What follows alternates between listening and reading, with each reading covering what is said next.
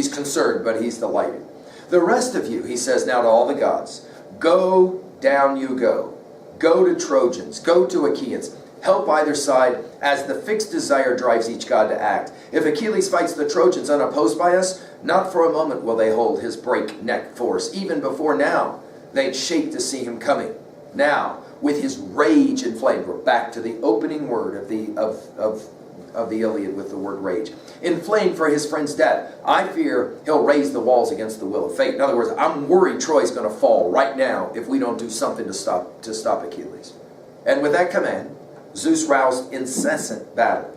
Down the immortals launched to the field of action. Their warring spirits split the gods two ways. And then we've got a listing, as I've already given to you, of the different gods and goddesses that will be on sites for the Greeks: Athena, Hera, Poseidon, Hermes, Hephaestus. For the Trojans, Ares, Apollo, Artemis, Aphrodite, Leto, and the river Xanthus will also be a part of it, the river that's right outside of the city of Troy. We'll have more to say about that famous river in a little bit. We then will have the gods actually, so the blissful gods were rousing both opposing armies at line 65, clashing front to front. But then, in their own weights, their own overpowering strife broke out in massive war. And all of a sudden, you've got Zeus and his thunder, you've got Poseidon and his earthquake, you got Hades down in the underworld going, what is going on? And then, at line 80, so immense the clash as the war of gods erupted. There, look, and it's again like the poet is saying, hey, you should see this in your mind's eye. Rearing against the Lord Poseidon, Phobos, Apollo loomed, bristling winged arrows. Rearing against Ares, blazing-eyed Athena. Rearing against Hera, Artemis with arrow of gold. And cry that halloes the hunt, the goddess raining shafts. Huntress, sister of Phobos, the distant deadly archer. Rearing against Leto, Hermes, the running god of luck. And against the fire god rose the great deep swirling river. Immortals call the Xanthos, mankind calls Scamander, a river that will be significant and mentioned significantly here in a bit. So God went up against God. Wow. But we're told at line 90, but blazing Achilles strained to engage. Prince Hector plunged in battle with him beyond all others. Achilles yearning now to glut with Hector's blood his, no other. Ares who hacks at men behind his rawhide shield. So yeah, we've got just complete and total struggle now and battle. The gods are fighting. Achilles is looking for Hector, and we're all now on track. It will then be Hera who will make her comments to Poseidon. But before we get there, we've got to have Apollo saying to Aeneas, I think it's time. At line 123, Apollo, son of Zeus, encouraged Aeneas still more. Hero, why not invoke the deathless gods yourself? They say you're a son of Aphrodite, Zeus's daughter, but Achilles sprang from a lesser goddess's loins. Aphrodite's a child of Zeus. Thetis comes from the old man of the sea. So ram him straight on with your tough bronze now, and not for a moment let him turn you back with the stinging proud contempt and brazen thoughts. And we're told that Aeneas is like, you know what, I think that's a good idea, let's do it. It's then that we're told Hera will shout at line 135-37. Bend to the work, you two, Poseidon, Athena. Decide in your hearts how this assault will go, because we're going to have Aeneas, Achilles. Here comes Aeneas. Look, helmeted in flashing bronze to oppose Achilles now, and Phobos speeds him on, Apollo. Come, spin him round in his tracks and drive him back. That or else one of us might stand beside Achilles and lend him winning force. His courage must not flag. Let him know he's loved by the greatest gods on high, while the gods who up till now have shielded Troy from war and death are worthless as the wind. We swept down from Olympus all to join this fight so Achilles might not fall at Trojan hands today. Afterward, he must suffer what the fates spun out on the doomed fighter's life line drawn that day his mother gave him birth. In other words, his fate is coming for Achilles, but not today. If Achilles fails to learn all this from our own immortal voices, he will quail when a god attacks him face to face. The gods are hard to handle. These are ironic lines. The gods are hard to handle when they come blazing forth in their true power. It is an ironic line, the gods are hard to handle, for a number of reasons, right? I mean, it was It was Socrates who even said, you know, sometimes these gods like Zeus, it's hard to believe these are legitimate gods we're supposed to reference. We're told, but the god who grips the earth, Poseidon, restrained the queen, Hera. And he says, Hera, so hard, so senseless. Don't leap to extremes. I, at least, have no real lust to drive our forces against the gods of Troy. Our side is so much stronger. Come now. Let us move off and settle down together, far from the trampled field. Take a lookout post and leave the war to mortals. So in other words, he says, let's just watch how this thing, happens. And a few lines later, at line 171, Hercules is even mentioned again. Hercules continually gets mentioned throughout this entire project, right? And with good reason. I mean, Hercules is the son of Zeus. He, of course, has his famous life of hero before the fight at Troy. And, of course, it will be Philoctetes, Hercules' son, who ultimately will lay low Paris, the great killer of Achilles, with his bow, right? So, I mean, there's good reason. We're told at line 177, there Poseidon sat at ease with his deathless friends, who spread unbroken shrouds of mist around their shoulders, while far on the other side, the gods of Troy sat down on the brows of Sunlight Hill, note the irony, that's the hill they get to sit on, to watch the slaughter, flanking you, Apollo. That construction again is an interesting one. Flanking you, Apollo, god of the wild cry and Ares, scourge of cities. So either side of the lines, they took positions, weighing tactics, each Olympian force reluctant now to launch out first on the wrenching horrors of war, while Zeus on the heights sat poised to thunder orders. So here we go. It's all kind of set up for us, right? And we're going to then have now the first contest, Aeneas versus Achilles, right? And we're told about Achilles in an amazing simile that runs for some 9-10 lines. Over against him, we're at line 195. Over against Aeneas came Achilles, rearing, and then of course a simile, like some lion out on a rampage, and a whole town of men is geared for the hunt to cut him down. But at first he lopes along all contempt, till one of the fast young hunters spears him then. Crouched for attack, his jaws gaping, over his teeth, the foam breaks out. Deep in his chest the brave heart groans. He lashes his ribs, his flanks and hips with his tail. He whips himself into fighting fury, eyes glaring, hurls himself head on, kill one of the men or die, go down himself at the first lethal charge. So, and again, this is that construction that we've talked about with epic similes, like or as, long line of words, so. Now magnificent pride and fury lashed Achilles to go against Aeneas, the great-hearted fighter. In other words, here, Achilles is like a wounded lion who's ready to just kill anything that moves now.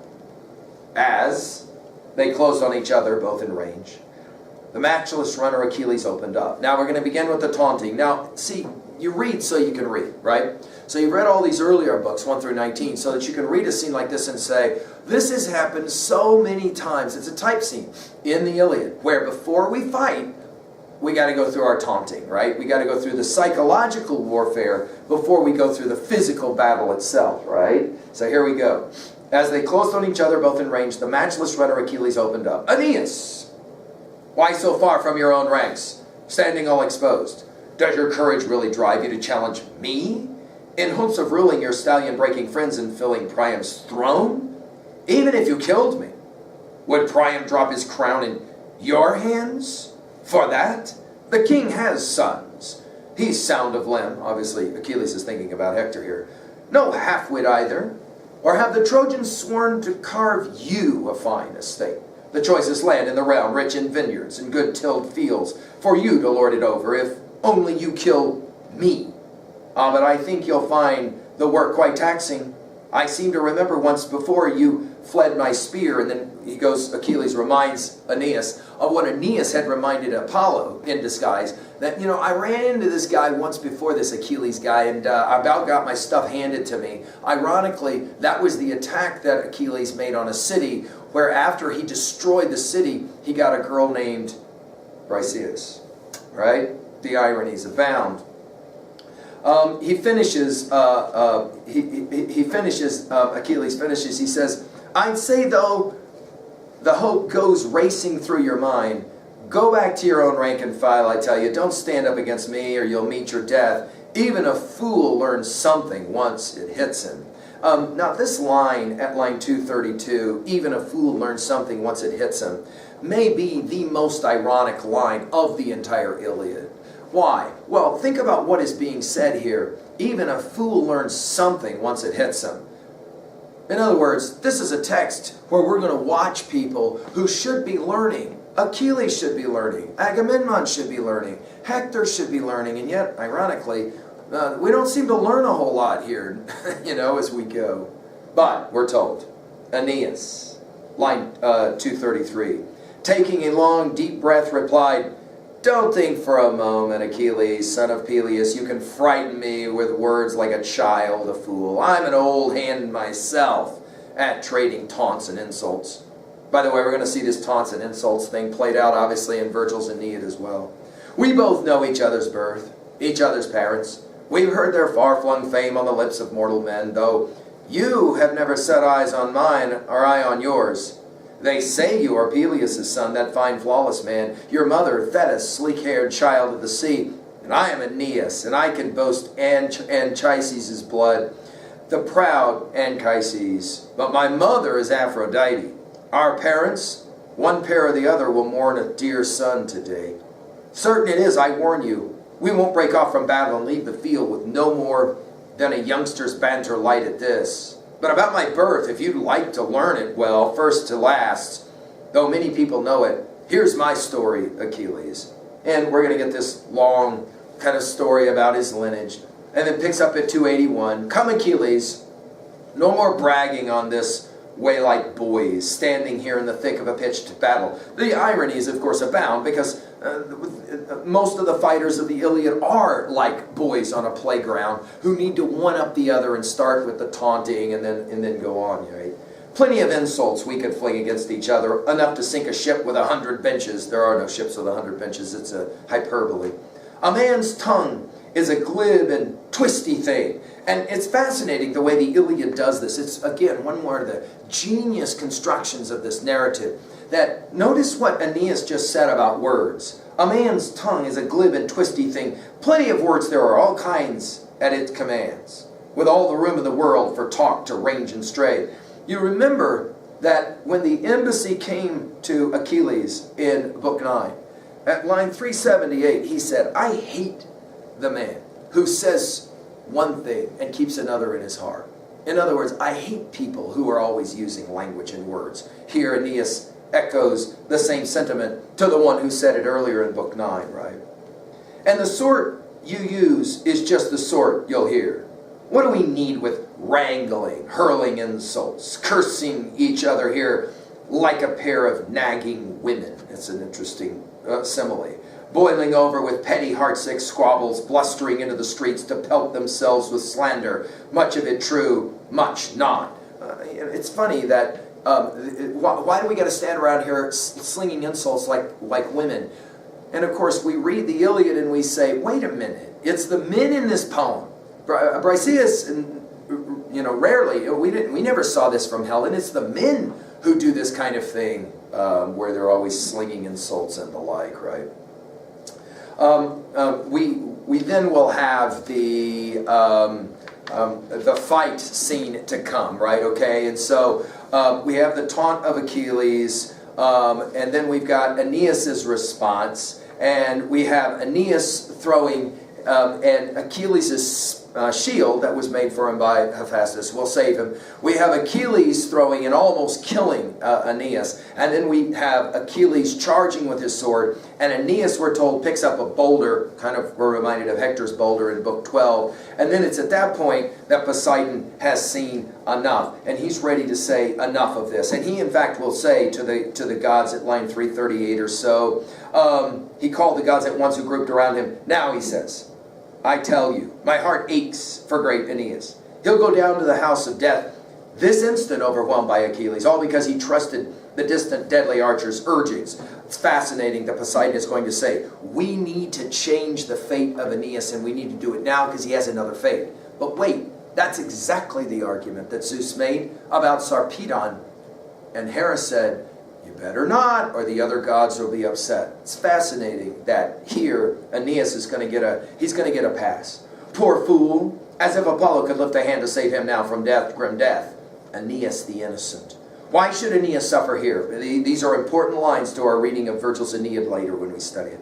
Why should Aeneas suffer here for no good reason, embroiled in the quarrels of others, not his own? In other words, he's come to help the Trojans. But then, Sarpedon and Glaucus had as well, right? He always gave us gifts, the gods, to warm our hearts, gifts for the gods who rule the vaulting skies. So come, let us rescue him from death ourselves. For fear the son of Cronos might just tower in rage if Achilles kills this man. He, Aeneas, is destined to survive. Yes, so the generation of Dardanus will not perish, obliterated without an heir, without a trace. Dardanus, dearest to Zeus of all the sons that mortal women brought to birth for father. Now he has come to hate the generation of Priam, and now Aeneas will rule the men of Troy in power, his sons' sons, and the sons born in future years. Of course, the Romans will believe that this is directly a reference to them, the great power that ultimately conquered the Greeks. We're told Hera has one comment. The queen broke in, her eyes wide open. Decide in your own mind, god of the earthquake, whether to save Aeneas now or let him die, crushed by Achilles for all his fighting heart. But time and again, we too have sworn our oaths in the eyes of all the gods, I and Pallas Athena, never to drive the fateful day away from the Trojans, not even when all Troy burns in the ramping flames, when the warring sons of Achaea burn her down. It's significant that the Iliad will end at the end of Book 24 with the death of Hector. But lines like this remind us Troy will fall. It takes the death of Hector for it to happen, but it is going to happen. Of course, it will be Odysseus and his horse that will finally allow those Greeks to get inside the walls of Troy, and it will be destroyed, everything destroyed. Why? Well, Hera and Athena both will say it's because they didn't get the golden apple in the Judgment of Paris story, right? Poseidon then will come to Aeneas, and he will give him orders. Aeneas, he says, he saves him, right? Picks him up, uses the mist, Poseidon uses the mist right at the moment when Achilles is ready to kill him. Aeneas, he says at line 378, Aeneas, what god on high commands you to play the madman? Of course, we know it was Apollo, fighting against Achilles' overwhelming fury. Both a better soldier and more loved by the gods. Pull back at once whenever you're thrown against him, or go down to the house of death against the will of fate. But once Achilles has met his death, one more time we have the mention of this. Note the irony. Sometimes readers will ask, dude, where is Paris in all of this? I mean, come on, he's the guy that started all of this, taking Helen away. Why isn't Paris ever mentioned at the end of the Iliad? Could make the argument he's mentioned every time. Every time that Achilles' death is mentioned. In the last book, it was because his talking horse Roan told him so. Every time he's mentioned. But once more, he says, but once Achilles has met his death, his certain doom, take courage then, go fight on the front lines then. No other Achaean can bring you down in war. And we're told with that, with destiny made clear to get its destiny right, he left him there on the spot, and turning back to Achilles, quickly brushed away the mist from Achilles' eye.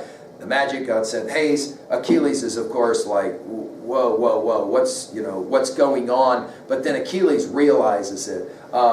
He says, well, let him go, I say, he says. Never again will he have the nerve to test my fighting power. Now, he says, quick, off we go to fighting. And we'll have now Achilles and his bloodshed. We'll start at line 404, 405. Back to the lines Achilles leapt and urged every man. No more standing back from the Trojans, brave Achaeans. Now, fighter go against fighter out for bloodshed.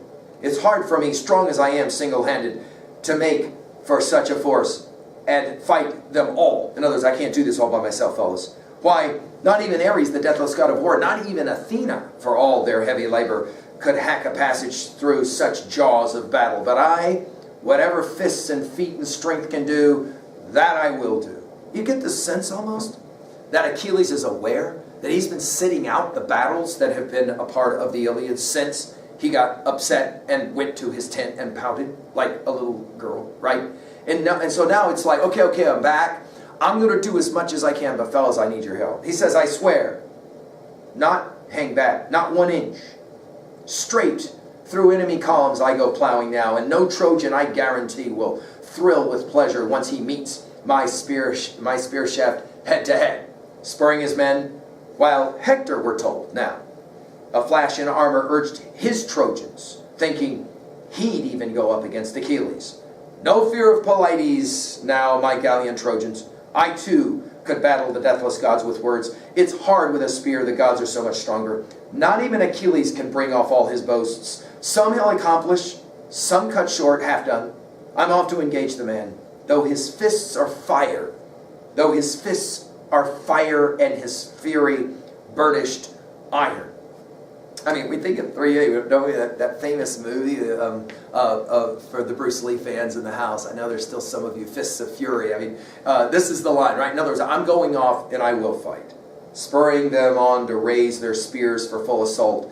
And the Trojans' furry massed and mounted, war cries broke.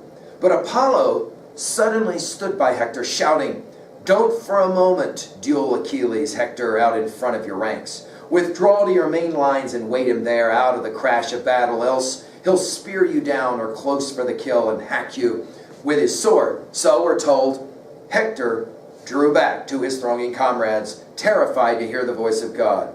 Not Achilles. Achilles will begin his killing rampage. He will kill Iphiton, and then he will kill Demoleon, and then he will kill Hippodamas, and then after that, finally, he will get to Polydorus. Polydorus, son of Priam, we're told at line 465, his father would not let him fight ever. He was the youngest born of all his sons. Priam loved him most, the fastest runner of all. But now, the young fool, mad to display his speed, went dashing along the front to meet his death. Just as he shot past the matchless runner, Achilles speared him square in the back where his war belt clasped, golden buckles clenching both halves of his breastplate. Straight on through went the point, and out the navel. Down on his knees he dropped, screaming shrill as the world went black before him, clutched his bowels to